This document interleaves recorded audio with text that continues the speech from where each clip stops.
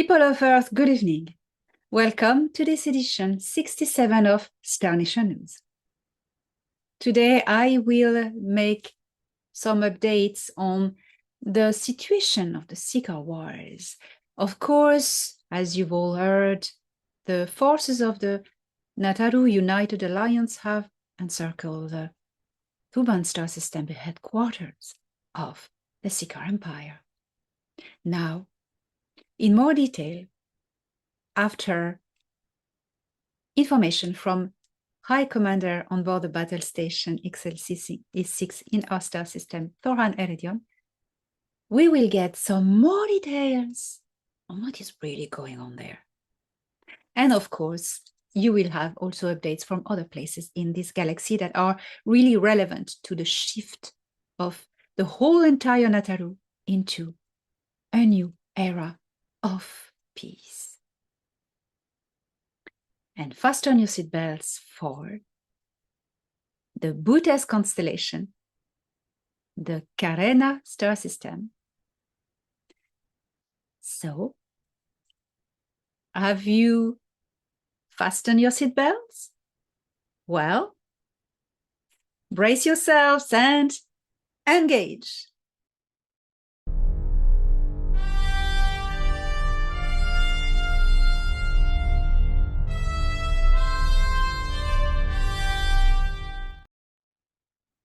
The Negumak Gnomopo have encircled the headquarters of the Sikaar Empire as to assert a threatening presence. It was in the Galactic Federation of Worlds' idea to present this operation in a way that would scare the Sikaar government. The Gnomopo do not have humor.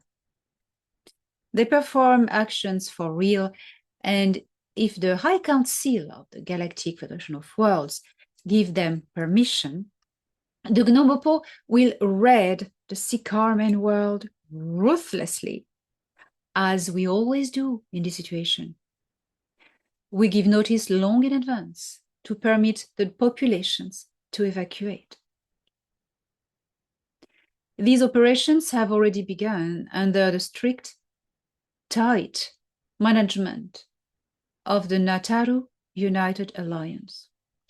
That is where things are in this moment in the Tuban star system. Simultaneous operations are being conducted in other main star systems of the Sikaar Empire, such as Alpha, Beta, and Sigma Draconis. Dragged in a galactic war on an immense territory, the forces of the Sikaar Empire have waned so that the siege of their headquarters were made possible. Now, we will wait the completion of the evacuation of the populations to attack the core of the headquarters if the Empire's head is not surrendering. The White Queen shall be kept prisoner and not exterminated, as much crucial information can be retrieved from her. The Orion Zone has now come to a point of balance, with the planetary grey hives restored to their original structure, and ancient populations are invited to repopulate their original home worlds. It was a much emotional call received by the exiled colonies of survivors from the Orion Wars. The worlds that were deeply damaged by the Nebu are in process of terraforming to restore their original natural habitat. The Talihara government in the Alcyone star system has now made amend and changed members in the perspective to align with the Galactic Federation of Worlds requirements.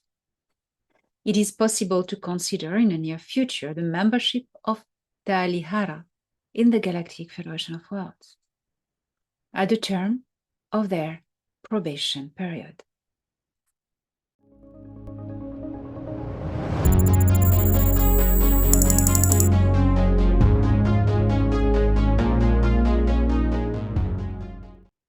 Time for disclosure is now, and it is happening all over the world.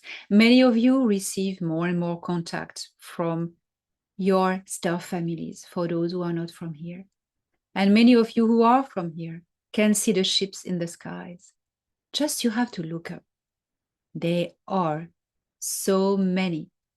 So many. We've had the orb waves and now cigar shapes and flying disc shapes. They are unmanned. That means that they have no crew, but they are here, remote piloted from the stations in the orbit of Earth.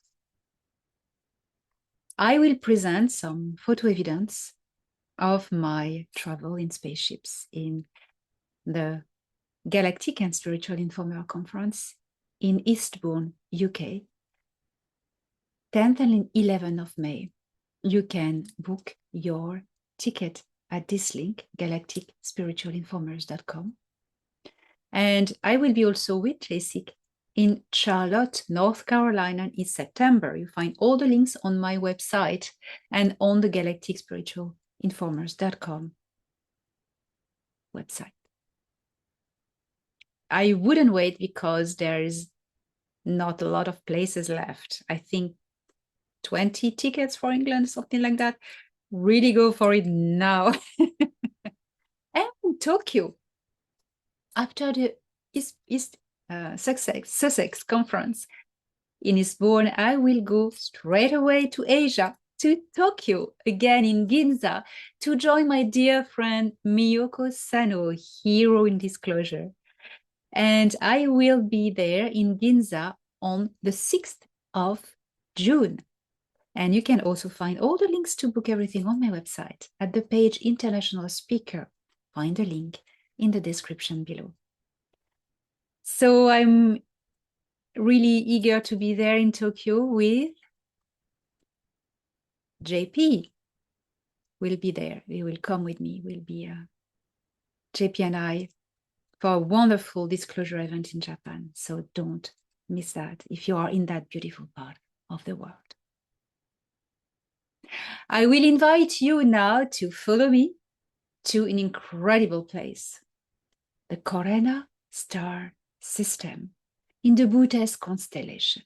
The Bootes constellation was originally the place where the Anahim came from a parallel universe and settled there. There is a vortex, interdimensional vortex near the star Arcturus. So they came from there and they settled in the Bootes star systems. So you have different types of colonies and branches of Anahim, because it's not always the same race. Anahim is a collective. And this week, I will bring you to meet with a very interesting people. Are you ready? Fasten your seatbelt and engage for the Corena system.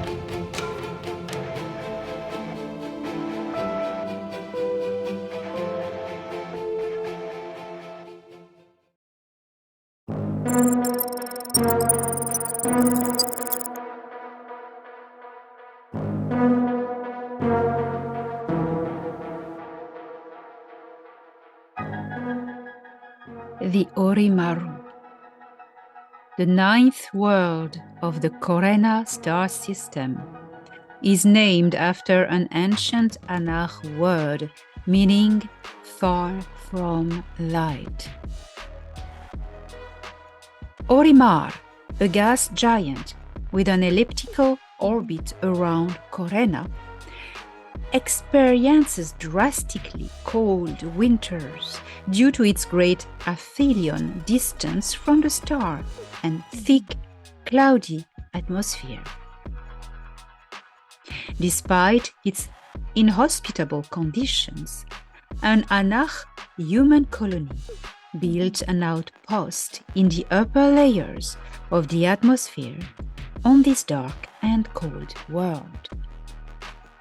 The Orimaru people are known in the Korena system as the Dark Army. Not because of their intentions, which are honorable, but because of the world they inhabit. Orimaru are a warrior culture that protects the 12 worlds of the Korena system by patrolling the space within and around the star system. Like all warrior-based societies, they value honor, pride, and justice.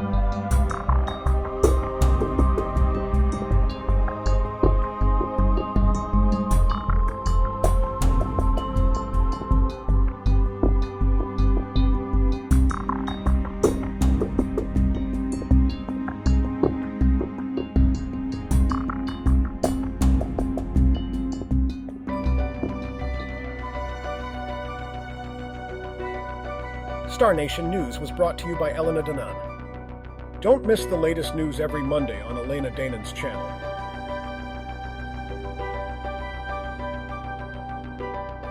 Video directed by StefZak.